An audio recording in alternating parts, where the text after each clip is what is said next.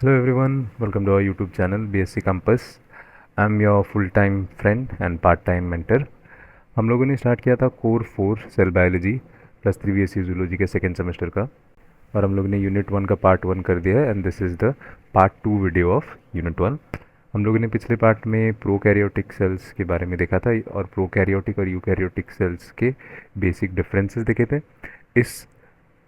इस वीडियो में हम लोग यूकैरियोटिक सेल्स के बारे में और उनके सेल ऑर्गेनल्स के बारे में अच्छे से पढ़ने वाले हैं। चलिए शुरू करते हैं। Eukaryotes, eukaryotic cells. Eukaryotic cells have a distinct membrane bound organelle. ये सबसे ज़्यादा बेसिक डिफरेंस, सबसे पहले प्रोकैरियोटिक और यूकैरियोटिक सेल का डिफरेंस ही क्या था, हम लोगों ने किस बेसिस पे उनको डिफरेंशिएट किया था। प्रो में आपके मेम्ब्रेन नहीं होंगे और यूकैरियोटिक सेल्स में आपके मेम्ब्रेन्स होंगे। तो वही चीज़ यहाँ पे भी लिखा गया, eukaryotic cells have distinct membrane bound organelles. Organelles यानी सिर्फ, ना कि हमने डिफरेंस में पहले पढ़ा था कि सिर्फ न्यूक्लियस आपका मेम्ब्रेन बाउंड नहीं है प्रोकैरियोटिक में। फिर हमने ये भी देखा कि ऑर्गेनल्स भी जो भी हैं उसमें वो भी मेम्ब्रेन बाउंड प्रोकैरियोटिक में नहीं है, पर यूकैरियोटिक में आपका न्यूक्लियस भी है और ऑर्गेनल्स भी हैं। Okay, animal cell is the best example of eukaryotic cell. इसका मतलब क्या है, एनिमल सेल इज़ द, मतलब सिर्फ क्या एनिमल सेल्स ही होते हैं यूकैरियोटिक सेल? नहीं, मतलब कि एनिमल सेल में जितने जितने कंपोनेंट्स पाए जाते हैं वो मैक्सिमम उतने ही कंपोनेंट्स यूकैरियोटिक सेल में होते हैं। एक फुल अगर यूकैरियोटिक सेल देखा जाए तो एनिमल सेल में वो हर चीज़ होते हैं। उसके नीचे भी और भी बहुत सारे सेल्स यूकैरियोटिक सेल होते हैं, पर उसमें किसी में कुछ कंपोनेंट्स होता है, किसी में कुछ नहीं होता है। पर एनिमल सेल पूरी तरीके से परिपूर्ण होता है, सारे ऑर्गेनल्स और सारे कंपोनेंट्स, इसलिए उसे कहा जाता है best example of eukaryotic cell. अब एनिमल सेल और प्लांट सेल में डिफरेंस क्या है वो देख लेते हैं। सेल वॉल एनिमल सेल में एब्सेंट है और प्लांट सेल में प्रेजेंट है, और प्रेजेंट है तो बना किससे है, बना है सेलुलोज से। अच्छा, अब हम लोगों ने बोला था कि यूकैरियोटिक सेल के सारी चीज़ें एनिमल सेल में प्रेजेंट होंगे, इसीलिए वो बेस्ट एग्जाम्पल है। पर यहाँ पे तो सेल वॉल एब्सेंट है एनिमल सेल में, तो फिर वो कैसे हो गया बेस्ट?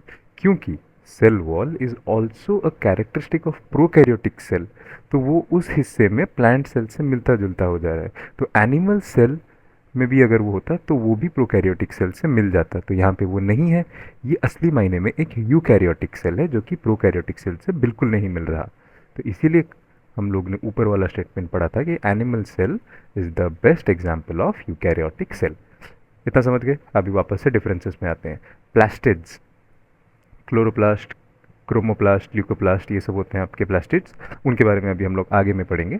तो हाँ, अब प्लास्टिड्स एनिमल सेल में नहीं होते हैं, प्लांट सेल में होते हैं। क्या क्या होते हैं वो हम लोग आगे पढ़ेंगे। वैक्यूल्स स्मॉल होते हैं एंड ऐसे पेरीफेरी में होते हैं, मतलब पेरीफेरी यानी बाउंड्री। ये अगर आपका सेल है तो ऐसे ऐसे साइड साइड में आपके वैक्यूल्स छोटे छोटे होंगे और पेरीफेरी बाउंड्री में लग लग के होंगे। और प्लांट सेल में लार्ज सेंट्रल वैक्यूल, यानी ये आपका सेल है उसमें वैक्यूल इतना बड़ा होगा और साइड में न्यूक्लियस जो होगा वो टुवर्ड्स द बाउंड्री पुश हो गया होगा। तो इसलिए बोला जाता है in plant cells it has a large central vacuole and nucleus जो है it is pushed towards periphery.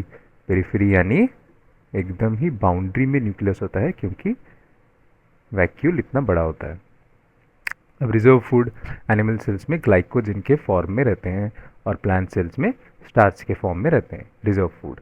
Centriole, centriole is present in animal cells and absent in plant cells. What is centriole? We will be reading it ahead in the chapter.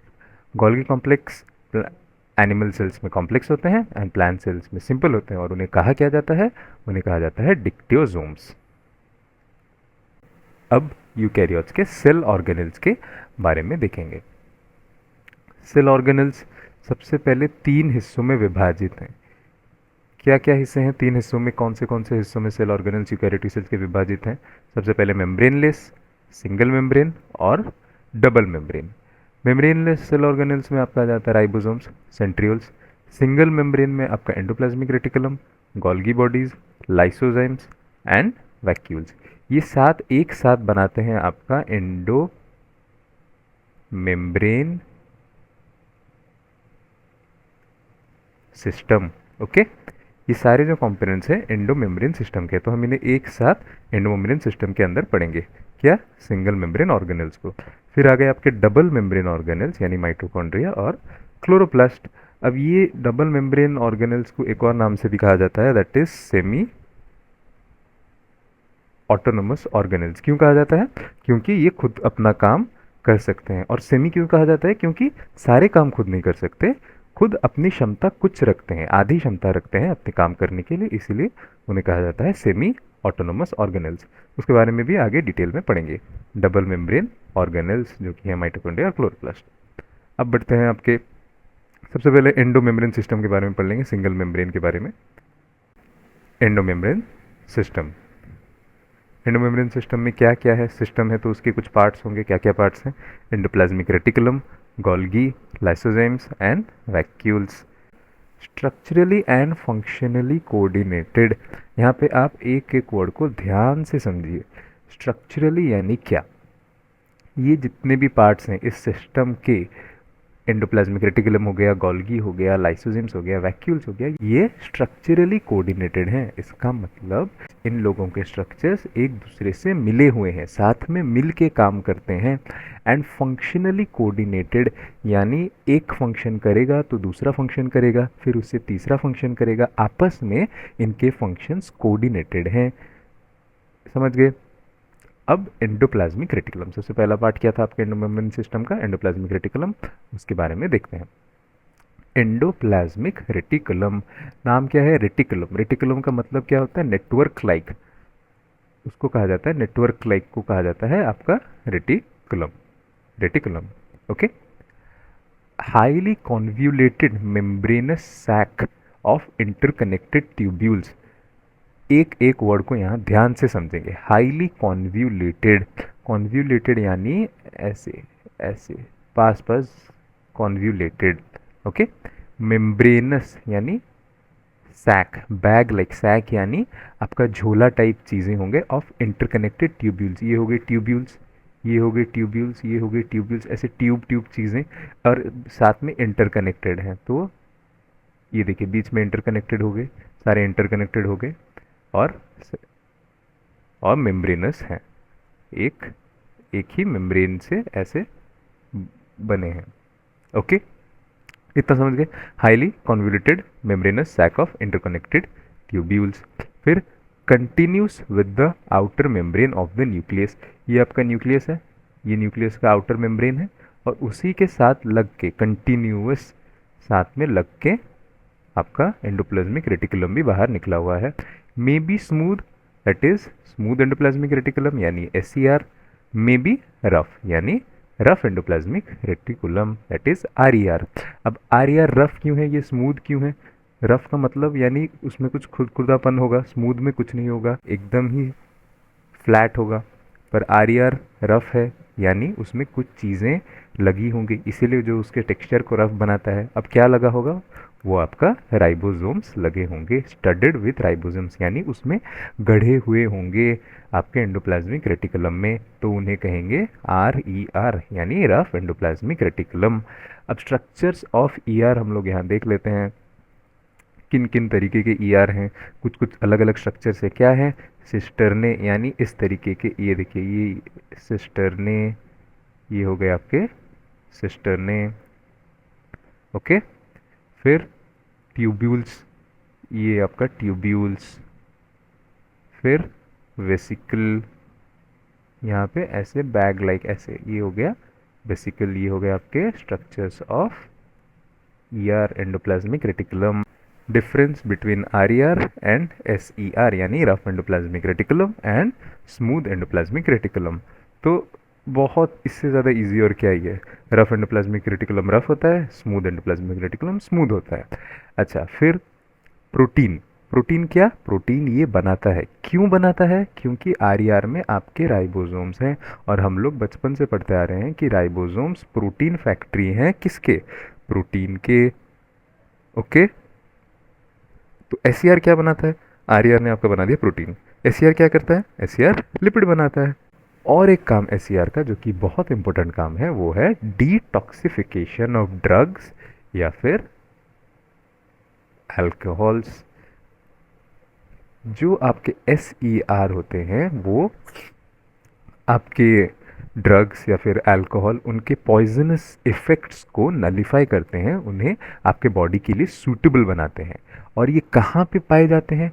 Abundant in liver cells. इसीलिए अगर आप ज़्यादा alcohol पीते हैं या ज़्यादा drugs consume करते हैं तो सबसे पहले आपका लिवर सेल्स डैमेज होंगे और उससे आपका लिवर डैमेज होगा। आई होप यहाँ तक क्लियर है। बढ़ते हैं आपके नेक्स्ट एंडोमेम्ब्रेन सिस्टम के part, that is Golgi. Golgi apparatus first observed by Camillo Golgi in 1898। Okay, ये छोटे छोटे फैक्ट्स, ये ट्रिविया क्वेश्चंस आप लोगों को याद रहने चाहिए, ऐसे 1 मार्क क्वेश्चंस आ सकते हैं। तो अब गोल्गी apparatus का स्ट्रक्चर क्या है? Stack of flattened membranous discs. Disc like structure है, डिस्क लाइक स्ट्रक्चर्स हैं, और स्टैक यानी ऐसे स्टैक होके रहेंगे, of flattened membranous disc. Okay, associated with membranous vesicle called Golgi vesicle. अब इसमें वेसिकल कैसे होता है? ऐसे होता है, तो इसमें भी ऐसे वेसिकल टाइप मेम्ब्रेनस होंगे जिन्हें हम लोग कहेंगे गोल्गी वेसिकल। उनके क्या फंक्शन वगैरह हैं वो सब हम लोग आगे वाले चैप्टर्स में पढ़ेंगे। अभी यहाँ पे बस बेसिक समझने के लिए क्या है वो मैं बता दे रहा हूँ, आगे के चैप्टर्स में हम लोग अच्छे से डिटेल्स में इनके बारे में पढ़ेंगे। प्लांट्स, वेल डेवलप्ड प्लांट्स में आपके गोल्गी apparatus वेल डेवलप्ड होते हैं और उन्हें कहा किया जाता है डिक्टियोजोम्स। पहले हम लोग ने डिफरेंस में देख लिया था एनिमल और प्लांट सेल के डिफरेंसेस में कि गोल्गी apparatus को प्लांट सेल्स में डिक्टियोजोम्स कहा जाता है। अब फंक्शन क्या है? क्या करेंगे? ये पैकेजिंग करेंगे और क्या करेंगे? Intracellular transport of macromolecules such as lipids, proteins and carbohydrate. और इसके बारे में ज़्यादा हम लोग पढ़ेंगे मोर इन चैप्टर 2। यहाँ पे भी मैं आपको थोड़ा सा बता देता हूँ, ज़्यादा कुछ है नहीं। ये आपका न्यूक्लियस है, बाहर आपका एंडोप्लाज्मिक रेटिकुलम, और यहाँ पे गोल्गी बॉडीज़। तो यहाँ से जो भी जाएंगे प्रोटीन्स या जो भी जाएंगे वो पैकेजिंग, ये उन्हें गोल्गी बॉडीज़ आपके पैकेट्स करके आगे सेल में, साइटोप्लाज्म में बाकी चीज़ों के न्यूट्रिशंस के लिए भेजेंगे। तो इनका काम होता है डिलीवरी पार्टनर टाइप होता है इनका काम गोल्गी apparatus का। ओके, बाकी डिटेल्स में हम लोग पढ़ेंगे इसके बारे में चैप्टर 2 में। फिर बढ़ते हैं नेक्स्ट, लाइसोजाइम्स। एंडोमेम्ब्रेन सिस्टम का थर्ड पार्ट जो है आपका लाइसोजाइम्स। अब ये बनते हैं फॉर्म्ड फ्रॉम गोल्गियन वैक्यूल्स। तो गोल्गी के कुछ वैक्यूल्स लाइसोजाइम्स में तब्दील हो जाते हैं, तब्दील यानी चेंज हो जाते हैं। नियरली स्पेरिकल, इनका स्ट्रक्चर कैसा होता है? ऑलमोस्ट स्पेरिकल, एकदम ही गोल गोल छोटे छोटे लाइसोजाइम्स होते हैं। और इनका काम क्या है? Catalyse the digestion of macromolecules. Digestion of macromolecules, जो सेल खाता है, जो सेल का न्यूट्रिशन होता है उसके डाइजेशन को कैटेलाइज करता है। कैटेलाइज यानी रिएक्शन को फास्ट कर देता है। कैटेलाइज का मतलब होता है रिएक्शन को फास्ट कर देना, और ये काम कौन करते हैं? लाइसोजाइम्स करते हैं। अब वो कैसे कर पाते हैं? क्योंकि लाइसोजाइम के अंदर होते हैं आपके छोटे छोटे छोटे छोटे हाइड्रोलाइटिक एंजाइम्स। इन्हें कलेक्टिवली क्या बोला जाता है? हाइड्रोलेज बोला जाता है। एक चीज़ हमेशा याद रखिए, जहाँ पे भी एंजाइम्स आ जाते हैं वहाँ पे लास्ट पे एक सफिक्स लग जाता है ASE। ओके, तो आप इजी तरीके से याद रख सकते हैं, कोई भी अगर किसी भी चीज़ का एंजाइम पूछा गया तो आप उसके लास्ट में बस ASE लगा के उस एंजाइम का नाम बता सकते हैं। फॉर एग्जाम्पल यहाँ देख लीजिए, प्रोटीन है, प्रोटीन को डाइजेस्ट करने वाले एंजाइम को कहा जाता है प्रोटीएज। लिपिड है, लिपिड को डाइजेस्ट करने वाले को लिपिडेज। DNA, DNAs. RNA का वैसे ही हो जाएगा क्या? RNAs। ओके, इन्हें क्या कहा जाता है? हाइड्रोलेज कहा जाता है। और एक और चीज़ें, एक और बहुत फेमस नाम है लाइसोजाइम का, सुसाइडल बैग्स ऑफ सेल। क्यों कहा जाता है इन्हें? क्योंकि जब सेल का फंक्शनैलिटी कम जाता है, जब सेल बूढ़ा हो जाता है, तब लाइसोजाइम आपका फट जाता है। तब लाइसोजाइम का जो मेम्ब्रेन होता है, जो कवरिंग होता है, वो फट जाता है और ये हाइड्रोलेजेस सेल को खुद ही कंज्यूम कर जाते हैं और सेल आपका डिसइंटीग्रेट हो जाता है। इसीलिए लाइसोजाइम्स को कहा जाता है सुसाइडल बैग्स ऑफ सेल। अब एंडोमेम्ब्रेन सिस्टम और आपका सिंगल मेम्ब्रेन बाउंड ऑर्गेनल का लास्ट वाला बच्चा है, that is vacuoles. Okay. Hollow spheres, sphere type होते हैं पर अंदर कुछ नहीं होते, खोखले होते हैं हॉलो स्पीयर्स। स्पेरिकल और इरेगुलर इन शेप, कभी कभी स्पेरिकल होते हैं एंड कभी कभी इरेगुलर शेप्स में भी आपके वैक्यूल्स दिखने मिल जाते हैं। अब वैक्यूल्स के टाइप्स तो होंगे, क्या क्या टाइप्स के वैक्यूल्स होते हैं? फूड वैक्यूल्स, ये कहाँ देखा जाता है? अमीबा में देखा जाता है। अमीबा जब अपना स्यूडोपोडिया निकाल के फूड को अंदर एनगल्फ करता है, तो ये जब एनगल्फ होने के बाद जब अंदर ऐसे हॉलो स्फीयर के अंदर फूड होता है तो उसको कहा जाता है फूड वैक्यूल। और किस में होता है ये? अमीबा में होता है। फिर आपका SAP vacuole. SAP vacuole is the prominent vacuole of the plant cells. जो हमने देखा था प्लांट सेल आपका बड़ा वाला, उसके बीच में जो बड़ा वाला वैक्यूल होगा उसे कहा जाता है सैप वैक्यूल, और उसके मेम्ब्रेन को कहा जाता है tonoplast. It occupies 90% in the plant cell. हम लोग ने पहले देखा था कि सबसे बड़ा वाला वैक्यूल प्लांट सेल के अंदर एकदम ही सेंटर में होता है और उसे क्या कहा जाता है? Large central vacuole. उसका नाम अभी पता चल गया, दैट इज सैप वैक्यूल, और उसके मेम्ब्रेन का नाम है टोनोप्लास्ट। ये 1 मार्क क्वेश्चन में आ सकता है, ये याद रखना, टोनोप्लास्ट। फिर maintains osmotic potential of the cell. Okay, ये हो गया उसका फंक्शन। फिर contractile vacuole, excretion and osmoregulation किस में पाया जाता है? अमीबा एंड प्रोटिस्टा, उसके एग्जाम्पल्स हैं। एक्सक्रीशन यानी जैसे ही उसने फूड अंदर लिया वैसे ही कॉन्ट्रैक्ट करके फूड को बाहर निकाल देगा। ये हो गया आपका कॉन्ट्रैक्टाइल वैक्यूल। फिर गैस वैक्यूल्स, हमने कहाँ पढ़ा था ये? प्रोकैरियोटिक सेल में, पहले इसके बारे में नाम सुना था कि गैस वैक्यूल्स होते हैं प्रोकैरियोटिक सेल्स में, और उनके काम क्या है? बॉयंसी प्रोवाइड करना। किस में पाए जाते हैं? फोटोसिंथेटिक बैक्टीरिया में पाए जाते हैं, प्रोकैरियोट्स में पाए जाते हैं, यूकैरियोट्स में नहीं पाए जाते हैं। पर यहाँ पे सिंस हम लोग वैक्यूल्स डिस्कस कर रहे हैं तो सारे टाइप के वैक्यूल्स हम लोग डिस्कस करें। ये यूकैरियोटिक सेल्स में नहीं होते हैं, प्रोकैरियोटिक सेल्स में होते हैं। और स्यूडो वैक्यूल भी इन्हें कहा जाता है क्योंकि इनके मेम्ब्रेन नहीं होते। ओके, ये बस गैस वैक्यूल्स को थोड़ा सा हमने इधर एलैबोरेट एक्सटेंड करके कर दिया है, वरना आपके यूकैरियोटिक सेल्स में इतने ही होते हैं। ये वाला जो है आपके प्रोकैरियोटिक सेल का vacuole, that is gas vacuole.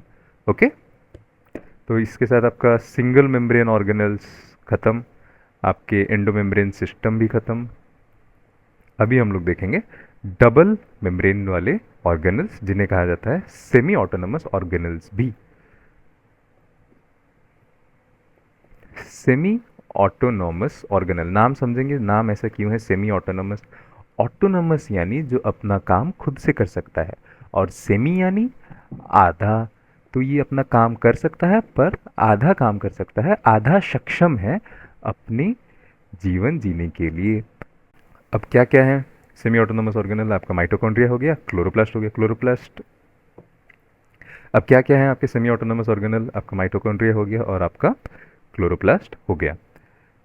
अब सेमी ऑटोनमस हैं तो इनके अंदर डीएनए भी होना चाहिए, और कैसा डीएनए है? Double stranded circular DNA. Ribosomes, खुद का प्रोटीन भी बनाना चाहिए, और राइबोसोम्स कैसे हैं? राइबोसोम्स 70S वाले हैं।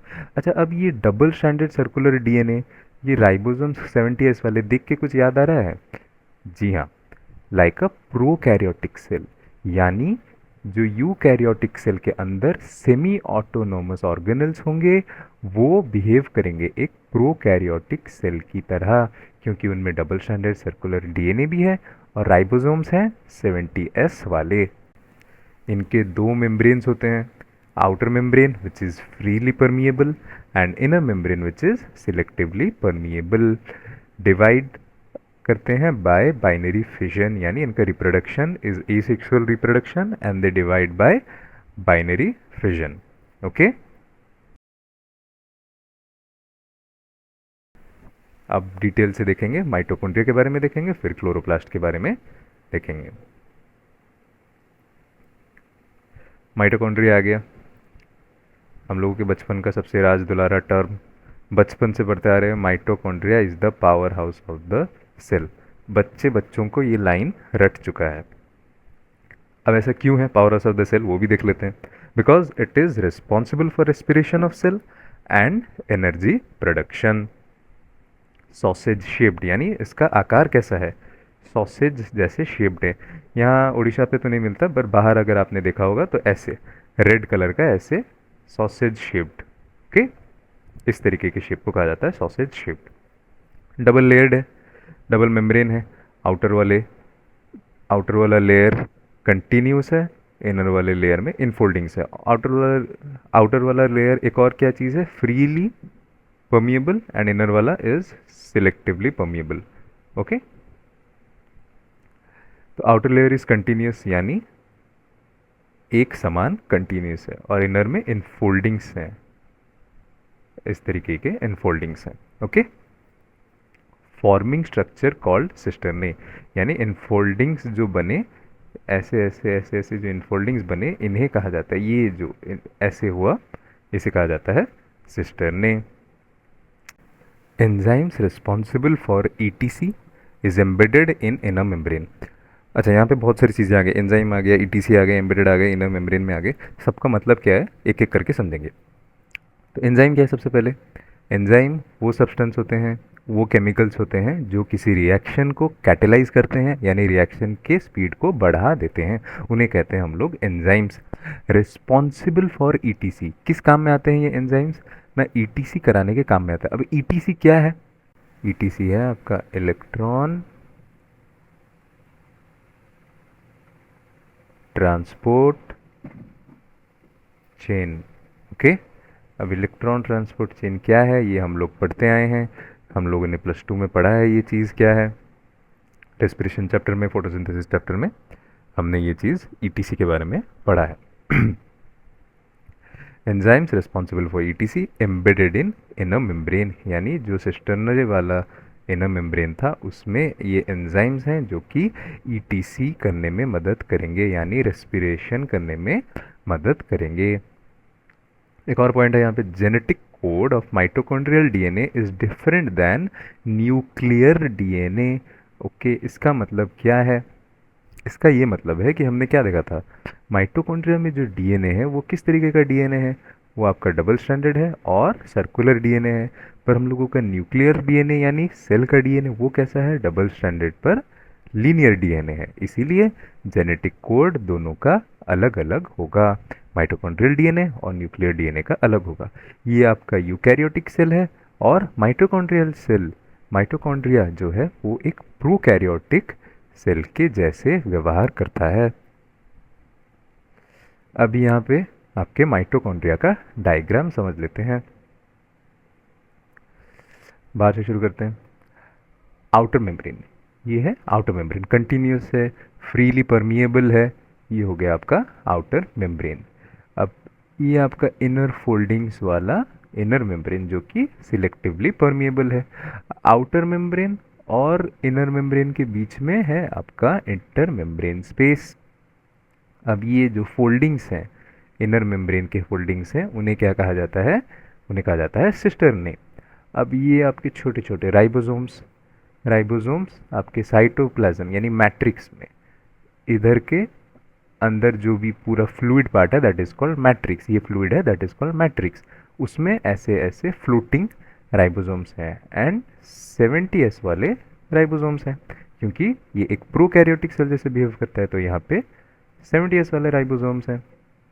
और आपके आरएनए भी ऐसे freely floating in the matrix of the mitochondria. अच्छा, ऊपर एक बहुत इंपॉर्टेंट चीज़ हमने पढ़ा था क्या, enzymes responsible for etc embedded in inner membrane. कहाँ है, यहाँ पे आप देख सकते हैं कि इनर मेम्ब्रेन में छोटे छोटे ऐसे, इधर सिस्टर्ने के ऊपर मैंने कुछ छोटे छोटे ड्राइंग्स किए हैं। अब ये क्या है, तो ये इधर देखिए, इसका ये मैग्नीफाइड वर्जन ये वाला कुछ इस तरीके का दिखने में होता है, और उन्हें कहा क्या जाता है, ऑक्सीजोम्स कहा जाता है। तो यही एंजाइम्स आपके ईटीसी में रिस्पॉन्सिबल होते हैं। F1 F0 पार्टिकल भी कहा जाता है इन्हें, F1 F0 पार्टिकल्स भी कहा जाता है। ओके, इनके कंपोनेंट्स क्या होता है, एक बेस होता है, एक स्टॉक और एक हेड होता है। ओके, ऐसे दिखता है आपको, ऑक्सीजोम्स कहा जाता है, और इसे क्या कहा जाता है, F1 F0 पार्टिकल्स। ओके, बस इतना याद रखिए, ज़्यादा डिटेल में है नहीं इस चैप्टर में, डिटेल्स में हम लोग आगे चैप्टर्स में पढ़ेंगे। अब बढ़ते हैं दूसरे डबल मेम्ब्रेन ऑर्गेनल दूसरे सेमी ऑटोनोमस ऑर्गेनल जो कि है plastids. Plastids, the term was given by Ernst Hückel, और ये कैसे हैं, डबल मेम्ब्रेन। अब प्लास्टिड्स तीन तरीके के हैं, आपके ल्यूकोप्लास्ट है, आपका क्लोरोप्लास्ट है और आपका क्रोमोप्लास्ट है। अब ल्यूकोप्लास्ट का काम क्या है, ये कलरलेस होता है, इसका अपीयरेंस कलरलेस है और काम किस में आता है, स्टोरेज में काम आता है।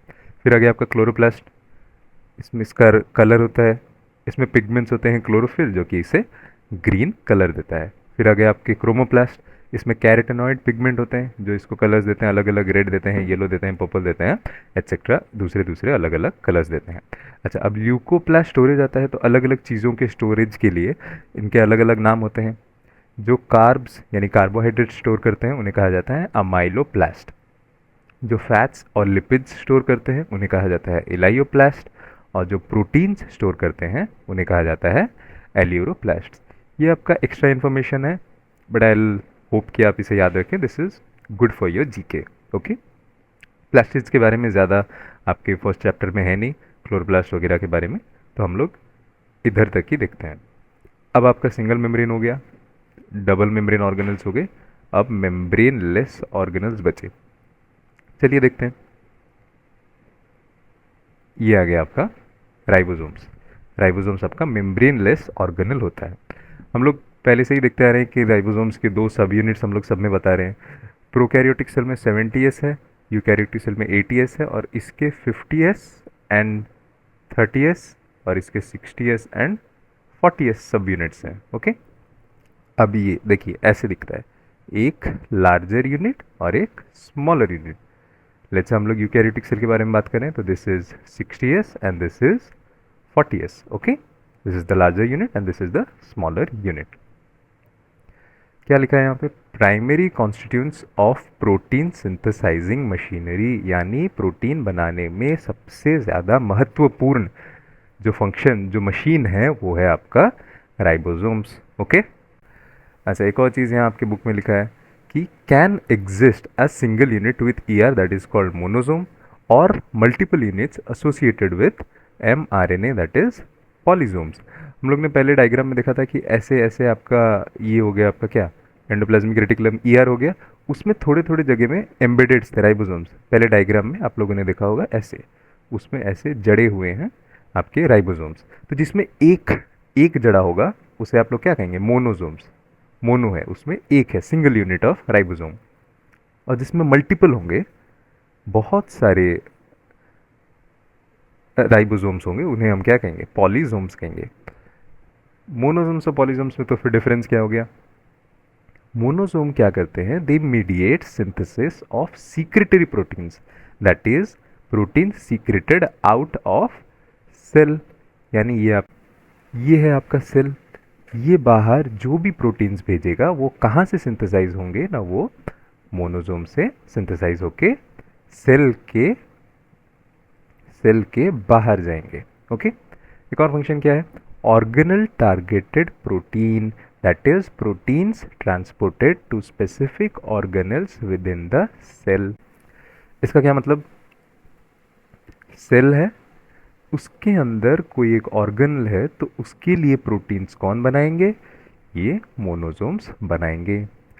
अब पॉलीसोम्स क्या है, mediate the synthesis of cytosolic proteins, यानी सेल है, उसके अंदर साइटोसोल जो जेली पार्ट सब्सटेंस है साइटोप्लाज्म का, उसमें कुछ कुछ प्रोटीन्स ऐसे फ्लोट करेंगे, वो बनाएंगे आपके पॉलीसोम्स। आई होप यहाँ तक आपका क्लियर है। अब बढ़ते हैं आगे सेंट्रोसोम की ओर। Okay, it is a dense region of cytoplasm around the nucleus. It plays a major role in cell division.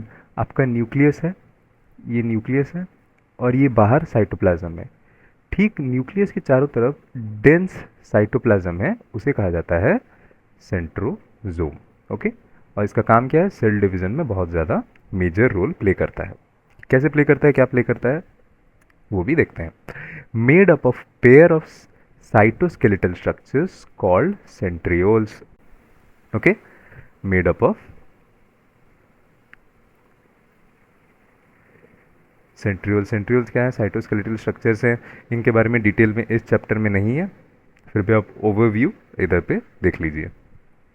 Arranged perpendicular to each other, यानी दो सेंट्रियोल्स एक दूसरे से परपेंडिकुलर में अरेंज्ड होंगे बीच में 90 डिग्री बना के। ये डायग्राम देख लीजिए उसका, एक इजी समझने के लिए। तो ये डेंस स्ट्रक्चर जो है ऐसे, उसकी बाउंड्री को क्या कहा जाएगा? काइनोप्लाज्म कहा जाएगा। और ये दोनों, इन्हें मिला के कहा जाएगा डिप्लोजोम।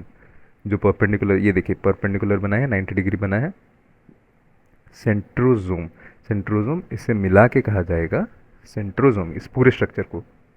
डिप्लोजोम plus kinoplasm is equals to centrosome. ये एक्स्ट्रा है पर आप फिर भी इसे याद रखिए।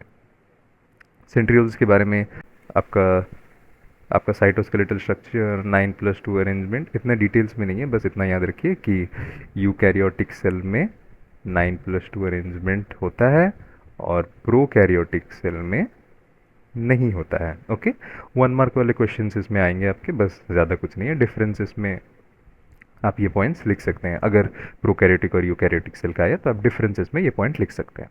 ओके, आई होप यहाँ तक क्लियर है। फिर माइक्रोबॉडीज़ कुछ है नहीं ज़्यादा, बस एक सिंपल था तो यहाँ पे ऐड कर दिया गया है।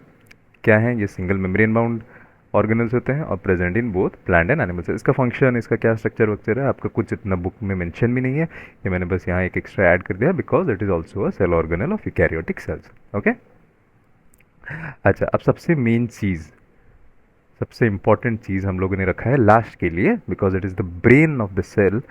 सारी चीज़ें यहीं से होती हैं, तो इसको हम लोग लास्ट में डिस्क्राइब कर रहे हैं अभी।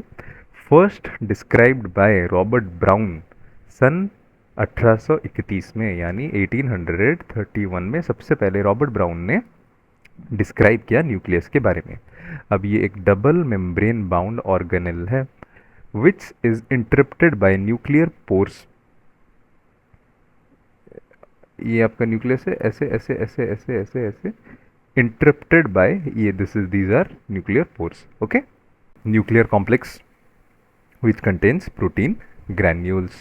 Okay, inner membrane has a leaf-like structure called nuclear lamina and it is network of fibers. ये सारे points आपको याद रख लेने हैं। Outer membrane is anchored to ER and which is anchored to RER and which is also connected to SER। हमने पहले क्या देखा था कि जो एंडोप्लाज्मिक रेटिकुलम है वो न्यूक्लियस के आउटर मेम्ब्रेन्स के साथ कंटिन्यूस है।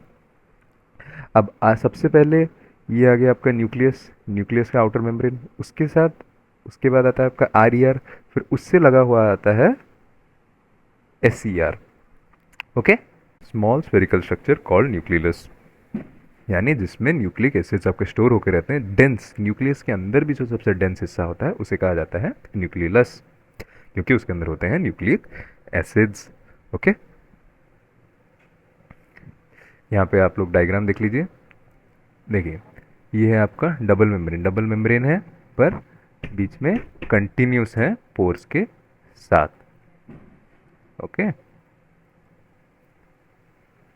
these are the nuclear pores and ये coiled substance, these are your chromatin and बीच में dense जिसमें आपके nucleic acids हैं, this is nucleolus, this is the matrix of inside the nucleus which is called nucleoplasm और ये आपका double membrane nuclear envelope। इसके बारे में अच्छे से डिटेल्स में लास्ट चैप्टर में, आपके चैप्टर 4 में है, हम लोग वहाँ पे डिटेल में न्यूक्लियस के बारे में, क्रोमेटिन क्या है, किस तरीके के हैं, हर चीज़ें वहाँ पे पढ़ेंगे। I hope it's clear until now. तो हम लोगों ने प्रोकैरियोटिक पढ़ लिया, यूकैरियोटिक पढ़ लिया, दोनों के बीच में डिफरेंसेस पढ़ लिए प्रो और यू के। ओके, तो अब एक छोटा सा रिकैप कर लेते हैं।